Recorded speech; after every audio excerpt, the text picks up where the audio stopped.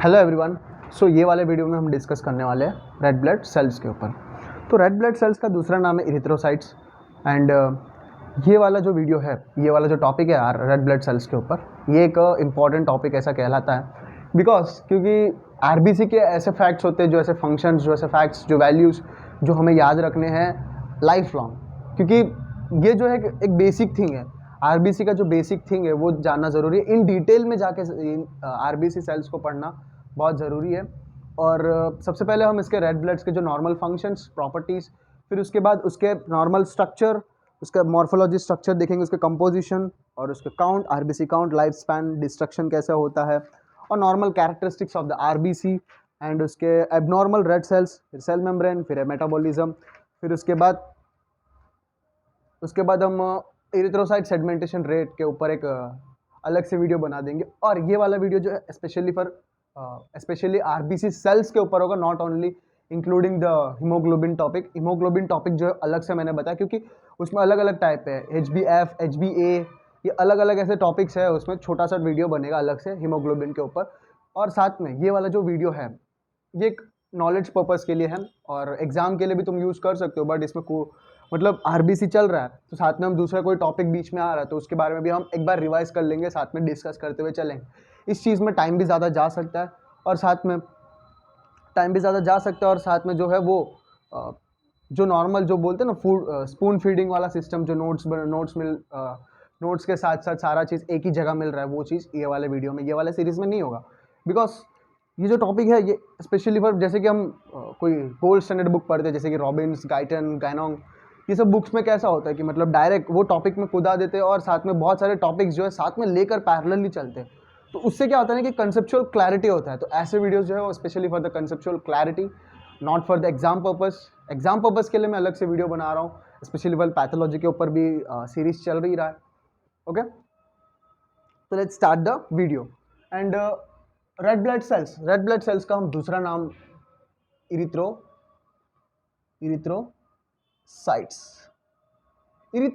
Erythro का मतलब red colour, red, और साइट्स का मतलब सेल्स। तो ये हुआ, ये दोनों मिला के हुआ रेड ब्लड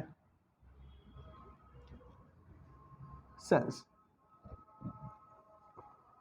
तो अपनी बॉडी में रेड ब्लड सेल्स जो है वो एक नॉर्मल फिजियोलॉजिक कंडीशन को मेंटेन करके रखते हैं।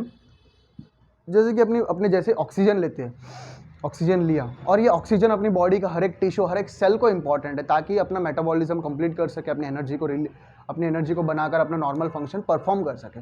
और उस ऑक्सीजन को उस पर्टिकुलर टिश्यू तक पहुंचाने का काम कौन करता है? अपना रेड ब्लड सेल्स। ये रेड ब्लड सेल्स के अंदर एक ऐसा पिगमेंट होता है जो जिसके वजह से ये रेड कलर दिखता है, वो है हीमोग्लोबिन। वो होता है HB से डिनोट करते हैं हीमोग्लोबिन। हीम प्लस ग्लोबिन क्या होता है? Haem plus globin. हीम जो होता है, जब आरबीसी टूटेगा तो हीम प्लस ग्लोबिन में टूटेगा। ओके, हीमोग्लोबिन टूटेगा और डिस्ट्रक्ट होगा, तो हीम प्लस ग्लोबिन में टूटेगा। ग्लोबिन जो है एक अमीनो एसिड है, प्रोटीन है, जो रीयूज हो जाएगा। ओके, रीयूज हो जाएगा। बट जो हीम जो है वो आयरन प्लस पोरफायरिन में टूटेगा। ये पोरफायरिन जो है बिलीरुबिन बनकर बाइल में जाकर फीकल मैटर के थ्रू वो रिलीज हो जाएगा। बट ये आयरन जो है अपनी बॉडी में जो है रीअब्जॉर्ब होगा,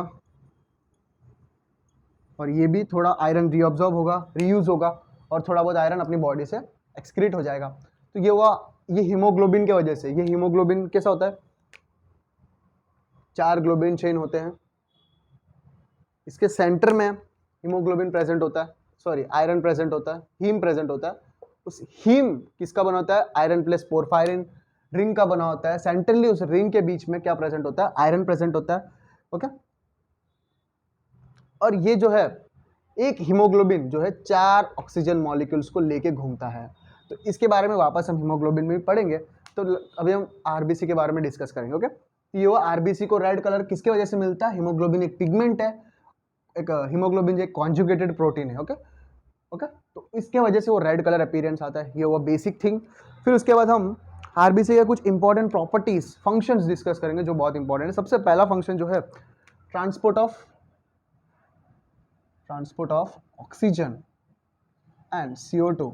ओके, सबसे पहला एंड इंपॉर्टेंट प्रॉपर्टी और फंक्शन क्या होता है आरबीसी का, जो है ये ट्रांसपोर्ट ऑक्सीजन एंड CO2 को ट्रांसपोर्ट करता है, अपने टिश्यूज तक ऑक्सीजन को पहुंचाता है, और टिश्यू से जो CO2 बन के आ रहा है उस CO2 को निकालने का काम भी आरबीसी ही करता है। ओके, तो this are the one of the most important function और प्रॉपर्टी ऑफ द आरबीसी। और सेकेंड जो है वो अपने ब्लड का जो विस्कोसिटी होता है, अपनी ब्लड की भी एक अपनी नॉर्मल विस्कोसिटी होती है, उस विस्कोसिटी को मेंटेन रखना is one of the most important thing, is a physiological thing. तो उस विस्कोसिटी को मेंटेन करने का 50% काम कौन करता है? अपना आरबीसी करता है। तो 50% of viscosity is maintained by RBC sales.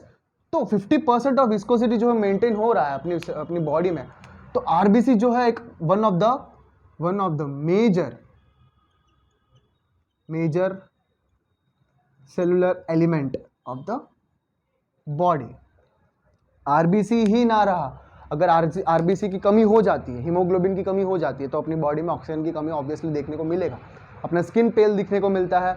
Okay, अपने नॉर्मली काम सही से नहीं कर सकते, ऐसा वाला सिचुएशन हो जाएगा, पाल्पेशंस हो जाएगा, ब्रीथ सही से नहीं ले पाएंगे, जो नॉर्मल एनीमिक कंडीशन जो होते हैं, एनीमिक सिम्टम्स जो होते हैं, वो सब हमको देखने को मिलते हैं जब रेड ब्लड सेल्स या हीमोग्लोबिन की कमी अपनी बॉडी में हो जाती है। ओके, तो इसीलिए अपने आरबीसी सेल्स जो है वो एक इम्पॉर्टेंट है। तो ये चीज़ मैं बार बार इसीलिए बोल रहा हूँ कि ये अपने पैथोलॉजी पढ़ने के लिए बहुत इंपॉर्टेंट, बहुत हेल्प करेंगे। ओके, तो नेक्स्ट पॉइंट जो है वो अपनी एंटीजन। तो अपनी आरबीसी के ऊपर, आरबीसी के सेल मेम्ब्रेन के ऊपर एक एंटीजन प्रेजेंट होता है, एंटीजन। तो मैंने एक वीडियो बनाया, कंसेप्ट वीडियो के सीरीज के अंदर होगा, वो मैं लिंक डिस्क्रिप्शन में डाल दूंगा। तो एंटीजन और एंटीबॉडीज के बारे में एक अच्छे से डिटेल कंसेप्चुअल वीडियो मैंने बनाया। तो वापस मैं एक बार रिवाइज कर लेता हूँ। अपनी बॉडी में हर एक सेल, जो भी जितने भी सेल्स अपनी बॉडी में, अपनी बॉडी के जितने भी सेल्स हैं, उन सेल्स का सेल मेम्ब्रेन तो हो गई ऑब्वियसली, उन सेल मेम्ब्रेन्स के अंदर ग्लाइकोप्रोटीन होता है। ओके, ग्लाइकोप्रोटीन किससे बनता है? ग्लूकोज प्लस प्रोटीन से बना होता है। वो ग्लाइकोप्रोटीन जो है हर एक सेल के ऊपर एक यूनिक ग्लाइकोप्रोटीन होता है। मतलब हर एक सेल, जैसे कि हम स्कूल में या कॉलेज में, ऑफिस में भी जाते हैं, उस ऑफिस में सबका अलग अलग आइडेंटिटी होता है, अलग अलग नाम होता है, अलग अलग एड्रेस होता है, नंबर अलग अलग होता है, हर चीज़ अलग अलग होता है ना। उसी तरह एक आईडी कार्ड की तरह काम करता है, हर एक सेल के आईडी कार्ड की तरह। ओके, वैसे ही अपनी आरबीसी के ऊपर भी एक ग्लाइकोप्रोटीन प्रेजेंट होता है। क्या प्रेजेंट होता है? ग्लाइकोप्रोटीन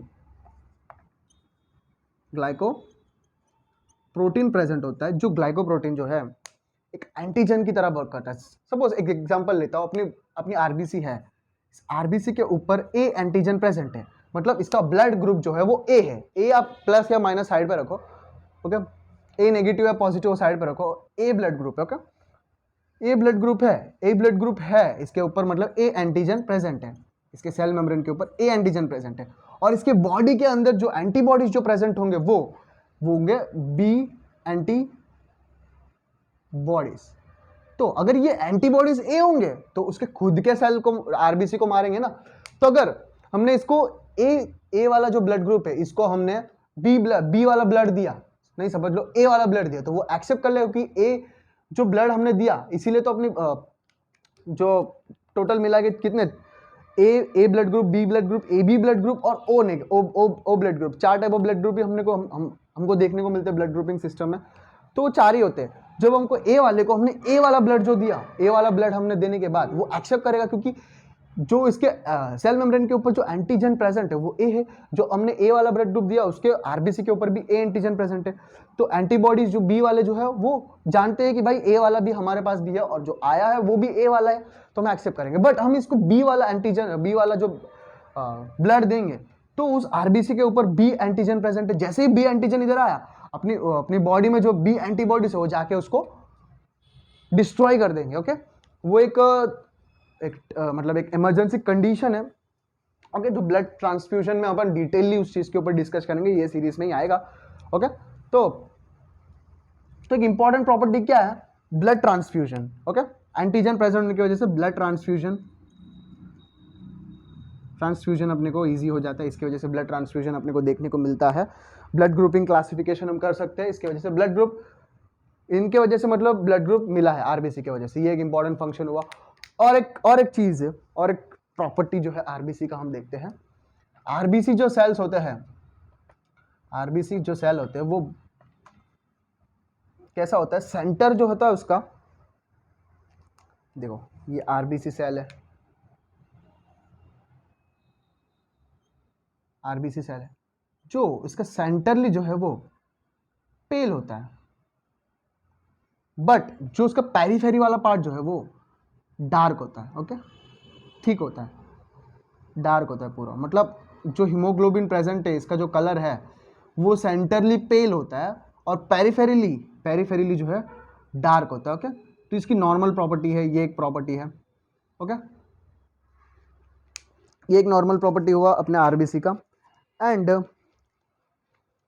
और अपने आरबीसी के अंदर जो है वो 90%, आरबीसी के अंदर 90% जो है वो स्पेस कौन लेके बैठते हैं, अपना हीमोग्लोबिन। इसके अंदर ना माइटो आरबीसी के अंदर माइटोकॉन्ड्रिया नहीं होते, न्यूक्लियस नहीं होते। ओके, तो इसके वजह से तो तुम्हें डाउट आता है कि ये एनर्जी कहाँ से मिलता है इनको, इनके सेल्स को एनर्जी कहाँ से मिलता है। तो one of the major fuel की तरह ये ग्लूकोज जो होता है अपने ब्लड ग्लूकोज को अपना मेजर फ्यूल की तरह ये आरबीसी जो है यूज करते हैं, वो हम आगे देखेंगे मेटाबॉलिज्म के अंदर। तो 90% ऑफ स्पेस कौन ऑक्यूपाई करके रखते हैं अपने रेड ब्लड सेल्स के ऊपर, हीमोग्लोबिन। एंड ये हुए सारे normal properties of RBC cells के ऊपर। ओके, आई होप तुम्हें ये चीज समझ आ गया होगा आरबीसी के ऊपर। इतना तो मैंने इंट्रोडक्शन बहुत, एक ही चीज को 4 बार रिपीट करके मैंने बताया है। ओके ओके तो नॉर्मल स्ट्रक्चर के ऊपर हम डिस्कस करेंगे, structure of RBC. Structure of RBC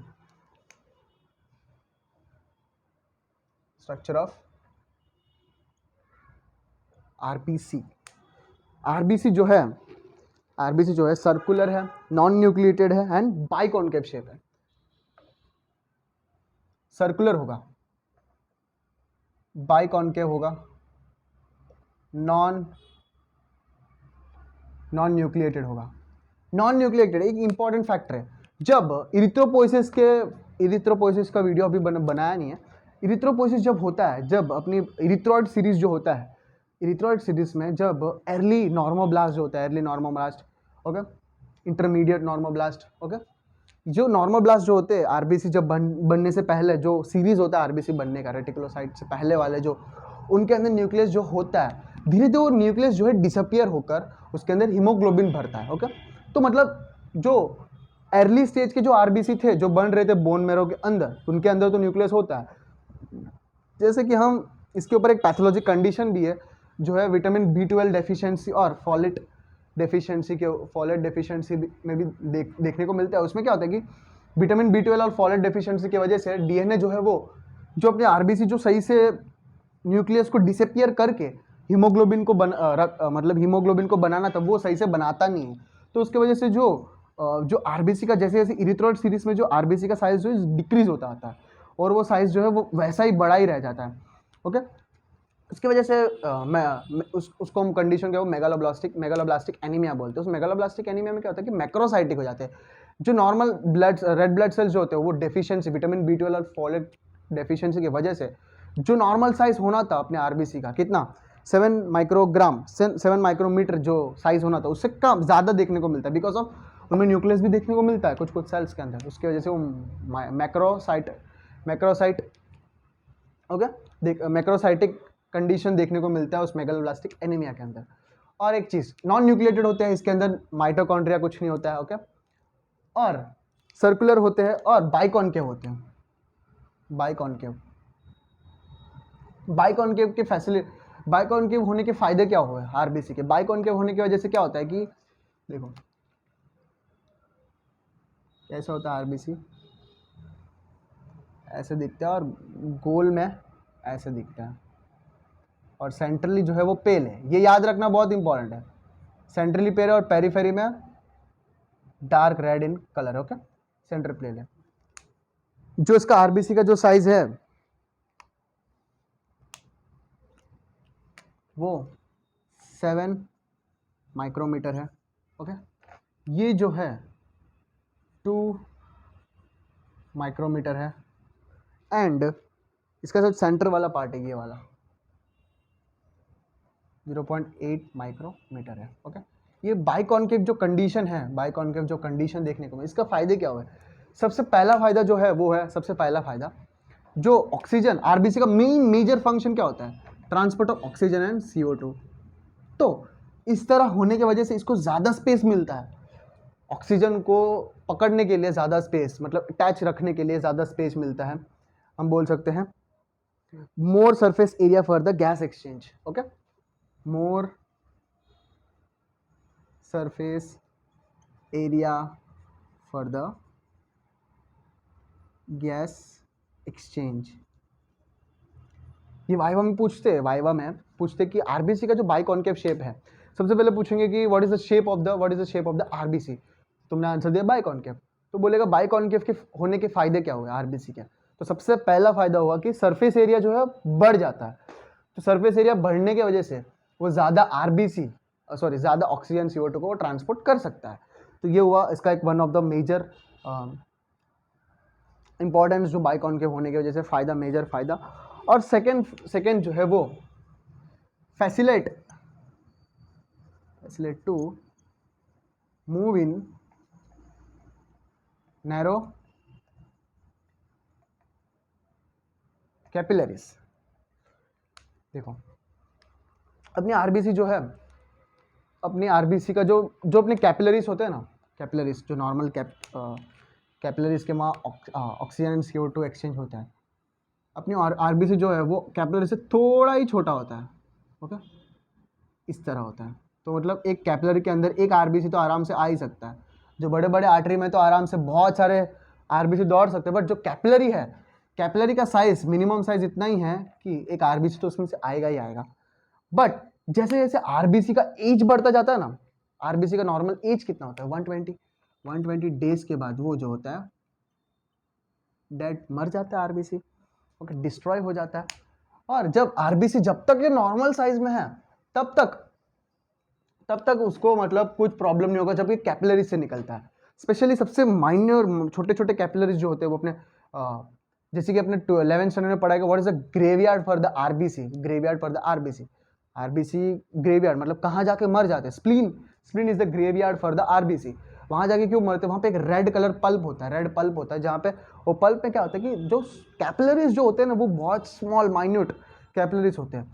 जब नॉर्मल साइज के आरबीसी जो होंगे वो उस कैपिलरीज के थ्रू आराम से निकल जाएंगे। बट जैसे जैसे जो ओल्ड हुए, मतलब जो जिसका एज ज़्यादा है आरबीसी, वो जब उस कैपिलरीज के थ्रू निकलेगा ना तो उसका जो बाइकॉन्केव स्ट्रक्चर जो है वो सही से नहीं रहेगा, साइज जो है बढ़ जाएगा।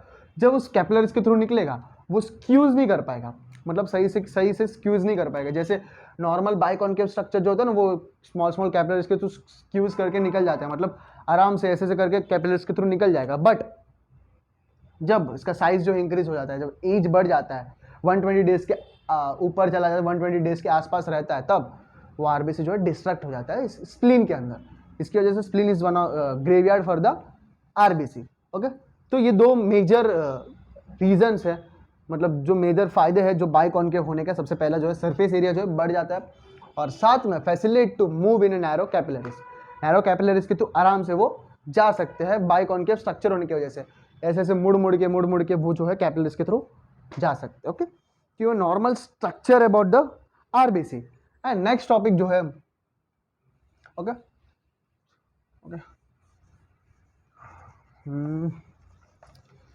आई होप तुम्हें ये लेक्चर जो है वो बोरिंग ना लग रहा हो, बिकॉज क्लास में स्लाइड लगाकर स्लाइड को रीड करने से अच्छा इस तरह पढ़ना बहुत सही रहेगा। क्योंकि इस तरह पढ़ने से क्या हो रहा है कि मतलब बहुत सारे टॉपिक जो है रिवाइज हो रहे हैं। जैसे कि मैंने अभी बताया, जब नॉन न्यूक्लिएटेड की बात की तब हमने मेगालोब्लास्टिक एनीमिया की बात की। ओके, जब हम आरबीसी सेल के बारे में डिस्कस कर रहे थे तब हमने थोड़ा हीमोग्लोबिन के बारे में, डिस्ट्रक्शन ऑफ हीमोग्लोबिन के बारे में डिस्कस किया शॉर्ट में, और साथ में हमने अपने एंटीजन एंटीबॉडी ब्लड ट्रांसफ्यूजन के बारे में भी डिस्कस किया। इसकी वजह से क्या होता है ना कि तुम एक वीडियो में जो तुम कंटेंट लेने के लिए आए, सिर्फ आरबीसी, जो आरबीसी के नॉर्मल प्रॉपर्टी समझा, तो वो एक चार्ट के अंदर एक फॉर्म, 5 से 10 मिनट लगेंगे उस टॉपिक को खत्म करने के लिए। बट जब कंसेप्ट को समझने के लिए जो कंसेप्ट है, जो ये जो हम पढ़ रहे हैं, ये कोई मतलब फालतू का जो कोई सब्जेक्ट नहीं है। ये सब्जेक्ट आगे जाके तुम्हें हर एक सब्जेक्ट के साथ लिंक होगा।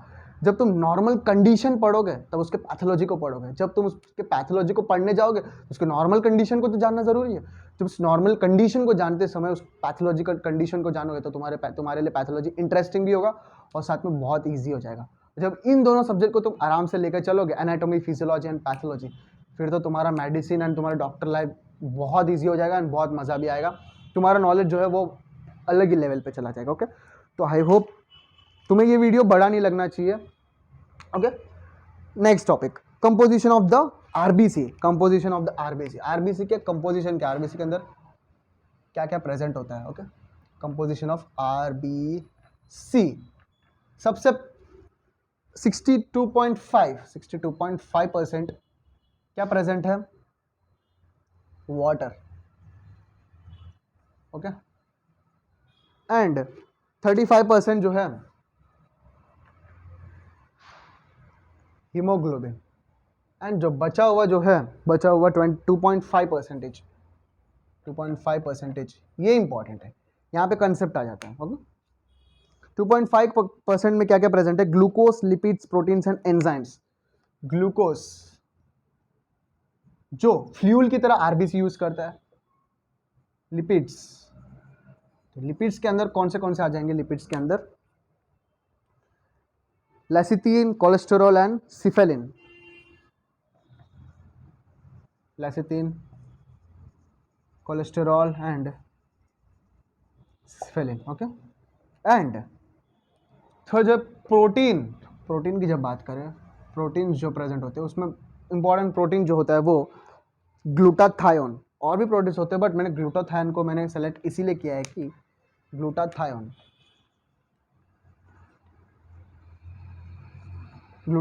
एंड एंजाइम्स के अंदर कार्बोनिक एनहाइड्रेस। अगर तुमने 11th स्टैंडर्ड अच्छे से पढ़ा हो, breathing and exchange of gases वाला चैप्टर, जो प्लांट फिजियोलॉजी में एक चैप्टर है ब्रीथिंग के रिलेटेड, प्लांट रेस्पिरेशन वाला चैप्टर है, उसमें दिया होगा नहीं, ह्यूमन फिजियोलॉजी में breathing and exchange of gases के अंदर CO2 एक्सचेंज या CO2 एक्सचेंज के अंदर ये एंजाइम के बारे में दिया होगा।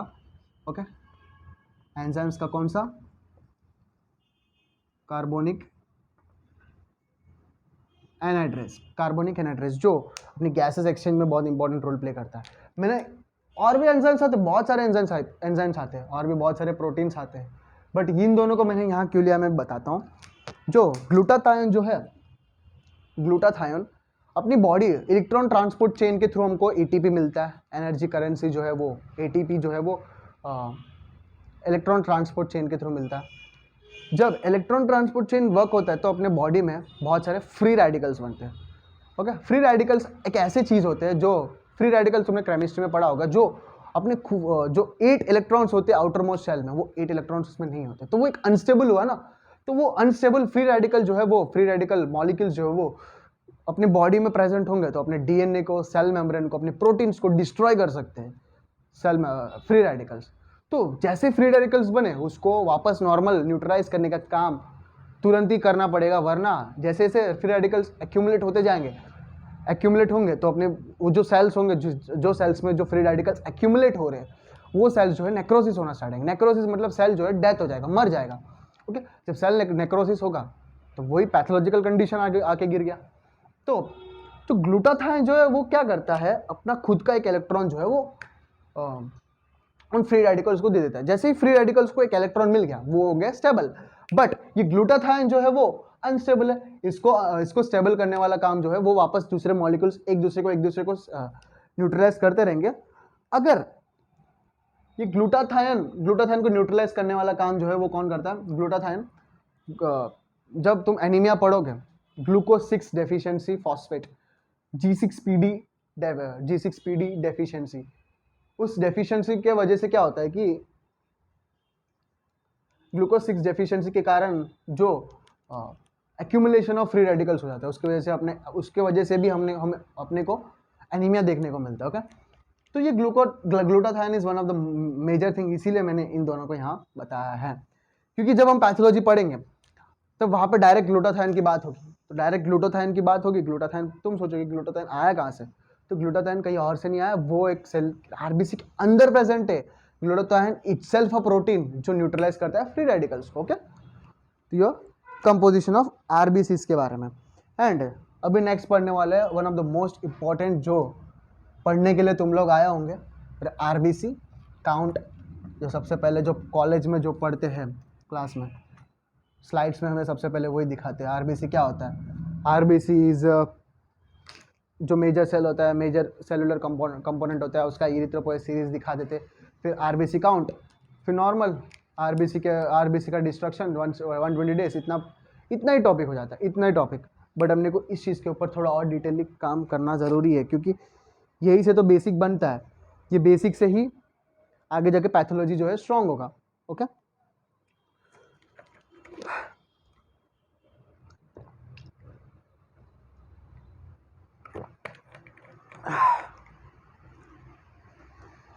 RBC count. ओके, ऑब्वियसली सबको पता ही होगा ये चीज़, फिर भी हम डिस्कस करते हैं। Adult males, okay, adult females, infants and children. Adult males में कितना होता है? 4.5 to 6 मिलियन। ओके, और अडल्ट फीमेल में 5 to 5 million. Okay, and infants में पहले चिल्ड्रन का देख लेते हैं। चिल्ड्रन में 3 to 5 million CCMM। Okay, but infants में जब आते हैं, जब न्यूबॉर्न इन्फेंट्स जो होते हैं वो, उसमें कितना होता है? 6 to 8 मिलियन। तुम सोच रहे हो कि इन्फेंट्स में इतना ज़्यादा ब्लड कहाँ से आया? जो न्यूबॉर्न्स होते हैं, स्टार्टिंग के जो 2 महीने होते हैं ना, उनका जो आरबीसी लेवल, आरबीसी काउंट और साथ में हीमोग्लोबिन लेवल जो है ज़्यादा होता है बिकॉज ऑफ हीमो कंसंट्रेशन। और जैसे जैसे एज उनका बढ़ता है 1 साल तक, और 1 साल के अंदर अंदर धीरे धीरे वो उसका जो आरबीसी जो है वो धीरे धीरे नॉर्मल स्टेट में आएगा। फिर उसके बाद 1 साल तक जो है नॉर्मली धीरे धीरे कम होता जाएगा, इस कंडीशन से जो कम होता जाएगा। फिर 1 साल से लेकर एज 10 तक वो जो आरबीसी जो है धीरे धीरे काउंट बढ़ता जाएगा, और धीरे धीरे जब अडल्ट स्टेज तक आएगा तब ये आके यहाँ पर आके रुक जाएगा। Okay, RBC count. तो these are the normal values of RBC count. Okay, and इसके बाद हम पढ़ेंगे life span of RBC. RBC का लाइफ स्पैन तो मैंने अभी डिस्कस कर लिया है। आरबीसी का लाइफ स्पैन कितना होता है? 120 डेज। और 120 डेज होने के बाद आरबीसी कहाँ जाके मर जाते हैं? स्प्लीन के अंदर, टिश्यू मैक्रोफेज सिस्टम के अंदर जाके वो डेथ हो जाते हैं। कौन खा जाता है उनको? मैक्रोफेजेस जो है खा जाते हैं। जब आरबीसी डिस्ट्रक्ट हो जाएंगे, उनके अंदर का जो है हीमोग्लोबिन जो है, हीम और ग्लोबिन में टूट जाएंगे। ग्लोबिन जो है एक अमीनो एसिड है, वो अपने खुद को रीयूज कर लेगा, और हीम जो आयरन एंड पोरफायरिन में कन्वर्ट होगा। ओके, जो पोरफायरिन जो है वापस बाइल की तरह कन्वर्ट होकर वो यूज़ कर लेगा, फीकल मैटर के थ्रू निकाल देगा, और आयरन जो है वो रीअब्सॉर्ब हो जाएगा। ओके, तो ये हुआ लाइफ स्पान के बारे में। ओके, और अगर अपनी बॉडी में आरबीसी का काउंट कम हो गया, डिक्रीज्ड आरबीसी काउंट और डिक्रीज्ड एचबी, हीमोग्लोबिन जो नॉर्मल लेवल से कम हुआ, उस कंडीशन को हम बोलते हैं एनीमिया। ओके, एक एनीमिया के ऊपर मैंने वीडियो बनाया है। उस एनीमिया के नॉर्मल सिम्टम्स, उस एनीमिया को कैसे डायग्नोज करते हैं। Okay, normal RBC count, haemoglobin count, उसके आरबीसी इंडाइसिस। ओके, उन सब के बारे में एक वीडियो में मैंने डिस्कस किया। उस हीमोग्लोबिन को फाइंड करने के लिए जो नॉर्मल साइन एंड सिम्टम्स, उसके बारे में मैंने एक वीडियो में डिस्कस किया। वो वीडियो का लिंक भी मैं डिस्क्रिप्शन में डाल दूंगा। ओके, जो एनीमिया है वो एक टाइप ऑफ एनीमिया है, बहुत सारे iron deficiency anaemia, sideroblastic anaemia, megaloblastic anaemia, बहुत सारे एनीमिया है, वो हम एक एक करके डिस्कस करेंगे पैथोलॉजी में, जो मैं सीरीज में धीरे धीरे कंप्लीट करूंगा उस चीज़ में। और increase RBC count, normal level से आरबीसी काउंट इंक्रीज हो जाएगा, इंक्रीज भी होता है कुछ पैथोलॉजिकल कंडीशन में, आरबीसी काउंट भी इंक्रीज हो जाता है। कुछ सिचुएशन में बोन मैरो जो है ज़्यादा आरबीसी जो बनाता है उस कंडीशन का उस कंडीशन को क्या बोलते हैं, polycythemia condition. Okay, increase RBC condition. Okay, जब नॉर्मल लेवल से आरबीसी काउंट जो है वो इंक्रीज हो जाता है, उस कंडीशन को क्या बोलते हैं हम, पॉलीसिथमिया। ओके ओके, तो ये हो गया आरबीसी के ऊपर। फिर उसके बाद हम डिस्कस करेंगे एबनॉर्मल सेल्स, आरबीसी के एबनॉर्मल सेल्स के बारे में। कुछ एबनॉर्मल सेल्स है जो हमें जानना ज़रूरी है। ओके, उससे पहले हम एक चीज़ जान लेते हैं, cell membrane of RBC. Cell membrane of RBC के बारे में एक बार डिस्कस कर लेते हैं। Cell membrane of RBCs. Okay, तो अपने आरबीसी नॉर्मल जैसे सारे सेल मेम्ब्रेन बनते हैं, जैसे नॉर्मल सेल मेम्ब्रेन्स बनते हैं, वैसे ही आरबी का सेल मेम्ब्रेन बनता है। लिपिड फॉस्फोलिपिड बाइलेयर जो बनते हैं, उसके इंटीग्रल प्रोटीन्स होते हैं, और साथ में मेम्ब्रेन स्केलेटन, स्पेशली जो है मेम्ब्रेन स्केलेटन जो है वो इंपॉर्टेंट रोल प्ले करते हैं, जो अपने पैथोलॉजिकल हेरिडेटरी स्पीरोसाइटोसिस में हम जो उसके स्केलेटन सिस्टम को ऊपर हम डिस्कस करेंगे। सबसे पहले हम बात करते हैं lipid bilayer. Lipid bilayer, and second one जो है इंटीग्रल प्रोटीन्स, एंड थर्ड जो है membrane skeleton, integral proteins, and third one जो है इंटीग्रल प्रोटीन्स, मेम्ब्रेन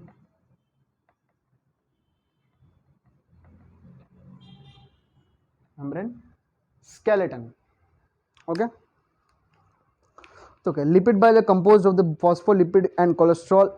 जो नॉर्मली सारे सेल्स में होते हैं वैसे ही फॉस्फोलिपिड एंड कोलेस्ट्रॉल से बना होता है, और इस कोलेस्ट्रॉल का होने के वजह से it provide the slippery exterior to that they can stick to the endothelium. जब अपने जो आरबीसी का जो आउटर मोस्ट जो सेल मेम्ब्रेन जो है, सेल मेम्ब्रेन किससे बना होता है, फॉस्फोलिपिड बाइलेयर से और कोलेस्ट्रॉल से बना होता है। जो अपने एंडोथीलियम है, अपना inner most cells of the artery और वेन, जब आरबीसी यहाँ से गुजरेंगे, आरबीसी जब यहाँ से निकलेंगे, ओके, जब वो यहाँ से टकराते हुए जाएंगे, तब यहाँ पे एक स्लिपरी कंडीशन यहाँ पे क्रिएट करके, ताकि वो आरबीसी यहाँ पे स्टिक ना हो सके, एक रिपेल कंडीशन क्रिएट करते हैं ये फॉस्फोलिपिड एंड कोलेस्ट्रॉल। ओके, यहाँ पे तुम्हें कंसेप्ट समझ आ गया होगा क्यों फॉस्फोलिपिड कंडीशन आरबीसी के लिए इंपॉर्टेंट है, ताकि वो एंडोथीलियम, जो कैपिलरी का जो एंडोथीलियम है उसके साथ स्टिक ना हो सके। ओके, एंड इंटीग्रल प्रोटीन्स में कुछ इंपॉर्टेंट इंटीग्रल प्रोटीन्स को मैं नाम लिख देता हूँ, अगर तुम्हें याद रखना है तो रख सकते हो, वरना कोई दिक्कत वाली बात नहीं। जैसे कि band 3 protein and glycophorins and RHD proteins. Okay, glycophorins proteins and RHD proteins, ये तुम्हें इतने याद रखने की कोई ज़रूरत नहीं है। अगर तुम्हें लिखना है तो तुम लिख सकते हो। ओके, क्यों लिखा है, इसीलिए क्योंकि ये वाला इसके बारे में हम डिस्कस करेंगे, इसके बारे में ये अगर खाली छोड़ देंगे तो अच्छा नहीं लगेगा, इसीलिए कुछ इन्फॉर्मेशन यहाँ मैंने लिख दिया है। ओके, तो अब लास्ट वाला जो इंपॉर्टेंट पॉइंट जो है मेम्ब्रेन स्केलेटन।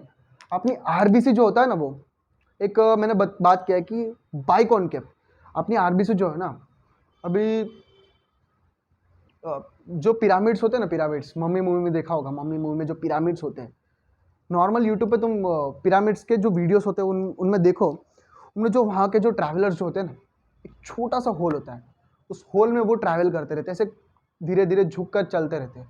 तो अपने आरबीसी भी वैसे ही अपने कैपिलरीज में चलते रहते हैं, ओके, ट्रैवल करते रहते हैं। एक सिचुएशन, एक छोटा सा, इतना छोटा सा एरिया है, कैपिलरीज इतने मतलब पतले होते हैं ना, कैपिलरीज इतने पतले होते हैं कि कुछ ऐसे कैपिलरीज में अपने आरबीसी का जो साइज होता है ना, उस कैपिलरीज का डायमीटर जितना ही होता है। मतलब एक टाइम पे सिर्फ एक ही आरबीसी घुस सकता है, ओके। तो उस कंडीशन में आरबीसी कितना स्ट्रेन फील करेगा, तुम ही सोच लो। तो उस कंडीशन को मेंटेन कर, जब आरबीसी सही, आरबीसी का प्लाज्मा मेम्ब्रेन सही से नहीं होगा, आरबीसी के प्लाज्मा मेम्ब्रेन के ऊपर कुछ ऐसा यूनिक थिंग नहीं होगा, तो क्या होगा, मतलब क्या होगा उसके साथ, वो उस कैपिलरीज के थ्रू जैसे ही निकलेगा तो टूट जाएगा, उधर ही हीमोलाइसिस हो जाएगा। हीमोलाइसिस मतलब ब्रेकडाउन ऑफ द आरबीसी, तो हीमोलाइसिस हो जाएगा। तो उस कंडीशन को सही करने के लिए हमारे बनाया है मेम्ब्रेन स्केलेटन। जो मेम्ब्रेन स्केलेटन में सबसे मेजर स्केलेटन जो होते हैं वो सबसे स्पेक्ट्रिन एंड एनकाइरेंस, स्पेक्ट्रिन्स एंड एनकाइरेंस, स्पेक्ट्रिन्स एंड एनकाइरेंस, एनकाइरेंस। ये 75% जो है स्पेक्ट्रिन्स प्रेजेंट होते हैं और 25% जो है ये होते हैं, ओके। अपनी आरबीसी का जो सेल मेम्ब्रेन होता है ना,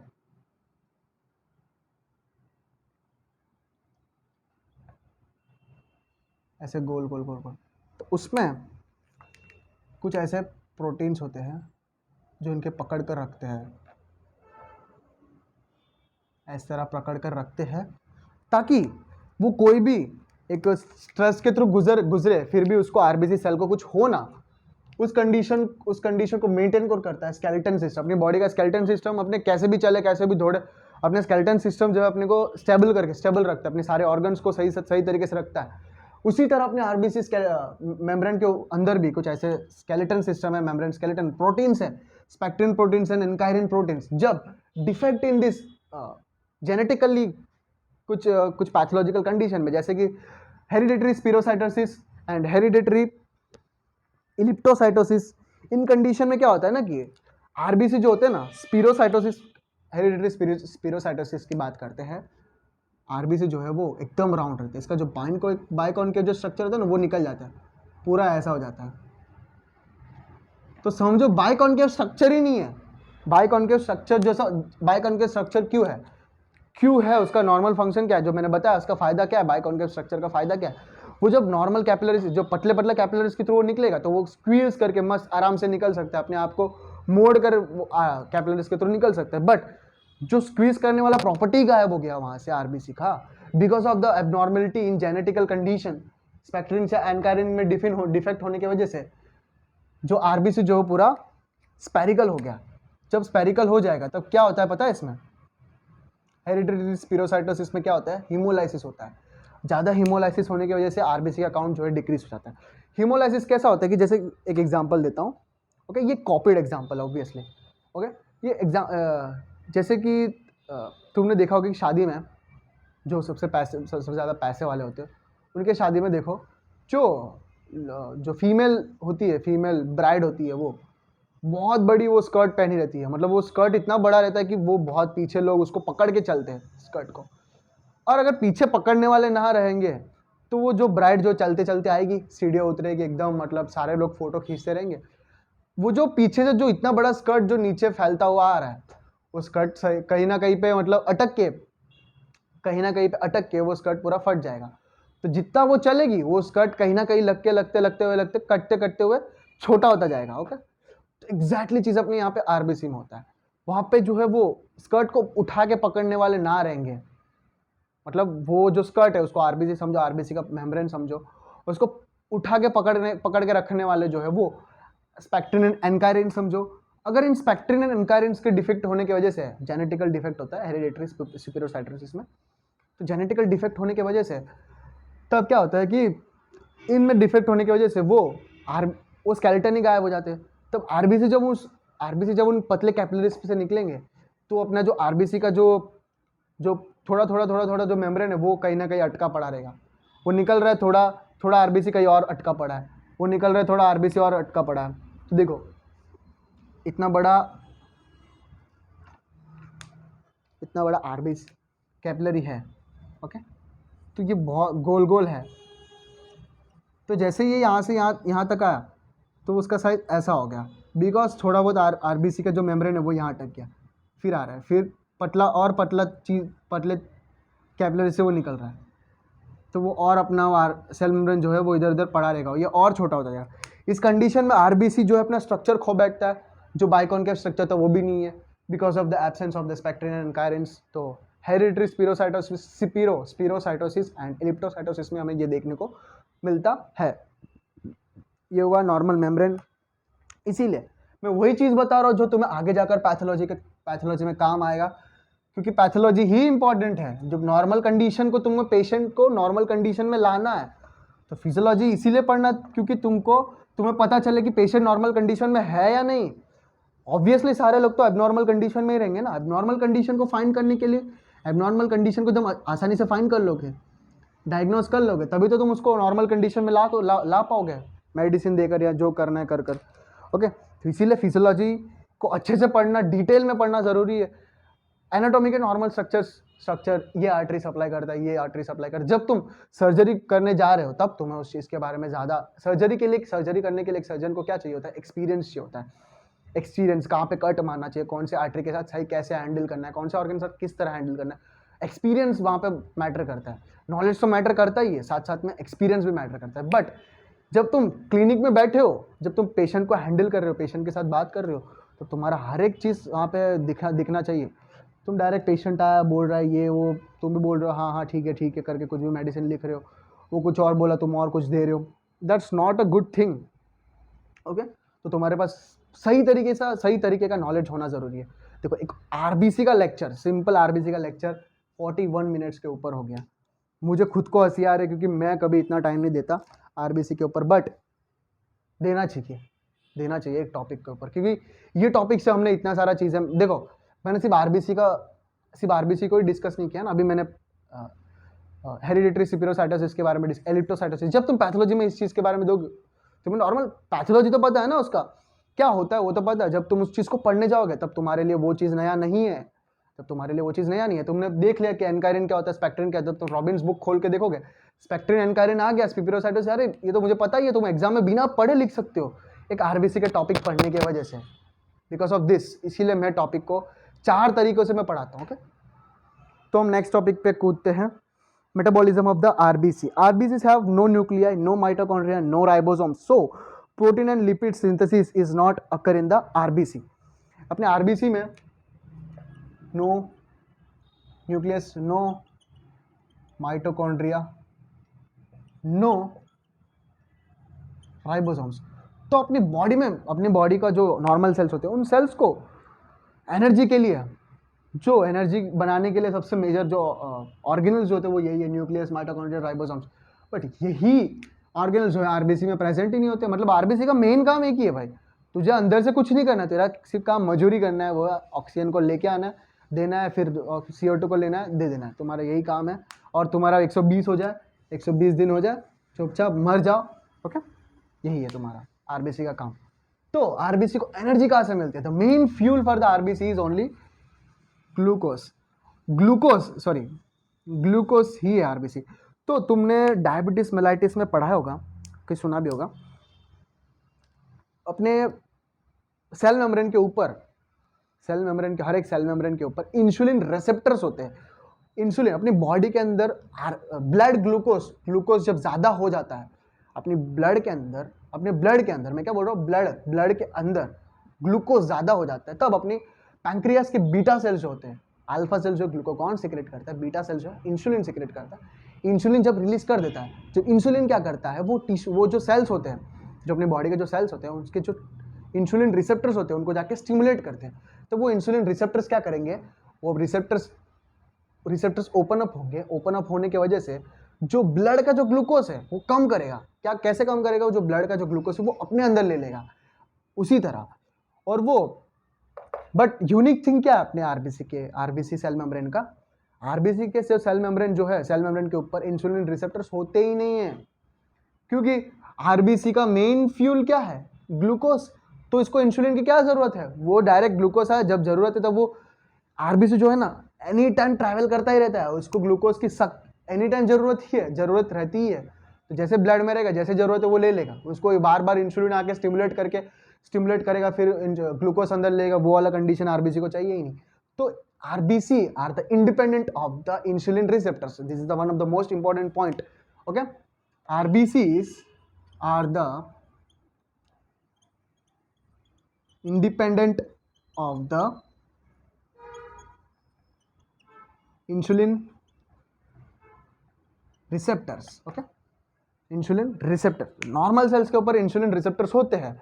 जैसे ही अपने ब्लड का जो ग्लूकोज लेवल जैसे ही हाई चला जाता है, इंसुलिन रिलीज हो जाता है, डिटेक्ट होकर इंसुलिन रिलीज होकर वो सेल्स के इंसुलिन रिसेप्टर्स को एक्टिवेट करते हैं, इंसुलिन रिसेप्टर्स ओपन अप हो जाते हैं, तो ब्लड ग्लूकोज जो है सेल्स के अंदर चला जाता है, सेल्स जो है यूज अप कर लेते हैं, और जैसे ही ब्लड ग्लूकोज नॉर्मल में आ जाए तो इंसुलिन अपने प्लेस पे चला जाता है, बंद हो जाता है, अपना एक्टिवेशन बंद कर देता है जैसे ही, और नॉर्मल जो उसके जो रिसेप्टर्स वो क्लोज हो जाएंगे। ओके, तो ये हुआ। देखो ये वाले टॉपिक में फिर हमने थोड़ा डायबिटीज, मेलाइटिस, ग्लूकोज के बारे में भी डिस्कस कर लिया।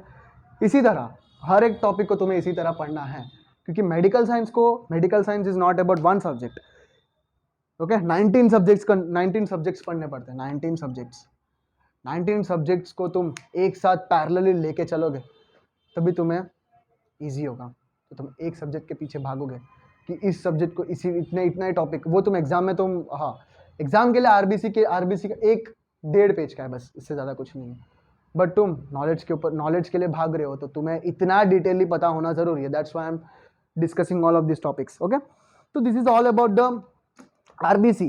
तो हम थोड़े एबनॉर्मल सेल्स के बारे में बात कर लेंगे जो इंपॉर्टेंट है, जल्दी। ओके, तो abnormal cells of RBC.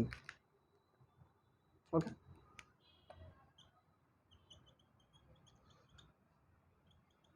Sales of RBC कुछ कंडीशन की वजह से, कुछ पैथोलॉजिकल कंडीशन की वजह से आरबीसी जो है अपना साइज, शेप बदल जाता है। ओके, तो हम दो तरीके से हम इसको क्लासिफाई करेंगे, बेस्ड ऑन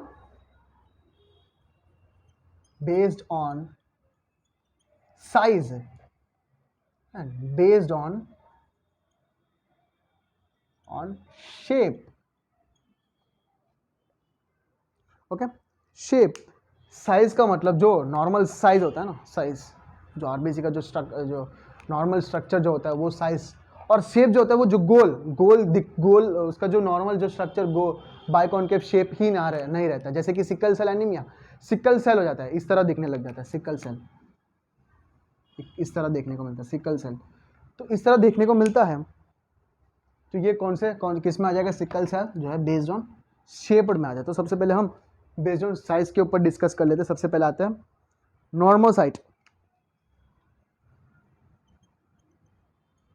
जो है नॉर्मल आरबीसी है, इसकी वॉल्यूम कितनी होती है,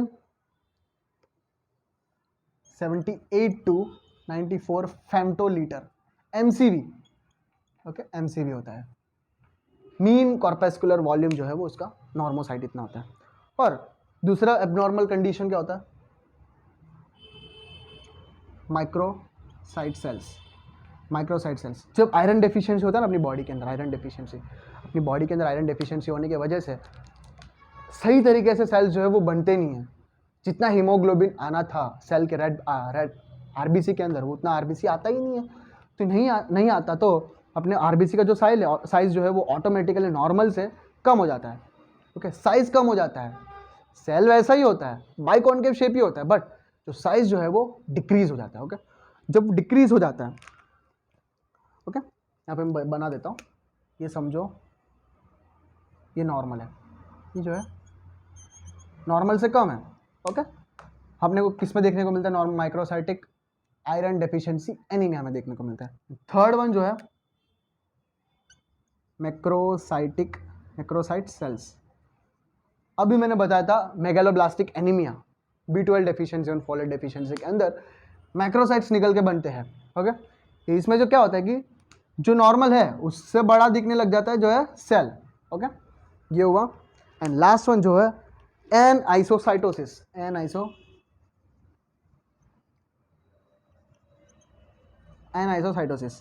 एनाइसोसाइटोसिस का मतलब क्या होता है, आयरन डेफिशिएंसी एनीमिया में क्या होता है कि कुछ सेल्स मतलब एक पर्टिकुलर साइज में नहीं बनते, मतलब आयरन डेफिशिएंसी है, नॉर्मल जो है 7 माइक्रोमीटर होता है, इसका समझो 5, मतलब आयरन डेफिशिएंसी होने के एग्जाम्पल, हाँ, आयरन डेफिशिएंसी होने की वजह से 5 ही नहीं बनेगा, 4 भी बन सकता है, 6 भी बन सकता है, मतलब 7 तो बनेगा नहीं।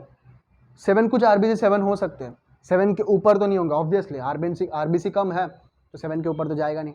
6 हो सकता है, 5 भी हो सकता है, 4 भी हो सकता है, 3 भी हो सकता है। इस तरह जो है अलग अलग टाइप ऑफ शेप्स साइज के आरबीसी जो है निकल के आते हैं because of the iron deficiency anaemia. Iron deficiency anaemia के ऊपर मैंने वीडियो बनाया नहीं है, बनाऊंगा, तब मैं वीडियो लिंक मैं डिस्क्रिप्शन में डाल दूंगा। तब एनएसोसाइटोसिस में क्या होता है कि डिफरेंट टाइप ऑफ सेल्स बनते हैं, साइज जो है वो साइज डिफरेंट, कभी 6 का बना, कभी 7 का बना, कभी 5 का बना, ऐसा। ओके, कभी नॉर्मल साइज, कभी उससे छोटा, कभी उससे थोड़ा बड़ा, कभी ये साइज का, इस तरह अलग अलग टाइप के सेल्स जो बनते हैं, डिफरेंट साइजेस बनते हैं, उस कंडीशन क्या बोलते हैं, एनाइसोसाइटोसिस।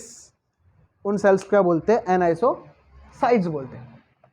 ओके, ये हुए 4 एबनॉर्मल सेल्स ऑफ आरबीसी जो बेस्ड ऑन द साइज के ऊपर, सिर्फ इनमें साइज का डिफरेंस आएगा। यहाँ पे शेप पूरा शेप ही हिल जाएगा भाई, बोलते हैं ना मारेंगे, वो साउथ का एक डायलॉग है, मारेंगे तो पूरा शेप आउट हो जाएगा, मतलब जो शेप है तेरा नॉर्मल शेप, वो शेप पूरा अलग ही हो जाएगा। ओके, तो डिस्कस करते हैं बेस्ड ऑन शेप। सबसे पहला जो है पोइक्लोसाइट, सबसे पहला जो है पोइक्लोसाइट।